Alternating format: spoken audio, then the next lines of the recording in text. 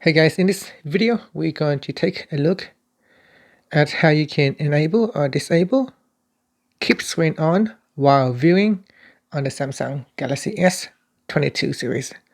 First, tap on the home button to go back to the home screen. And on the home screen, swipe down at the top and tap on the settings icon. In settings, go down and tap on advanced features. In advanced features, swipe up to go down. In here, tap on motions and gestures.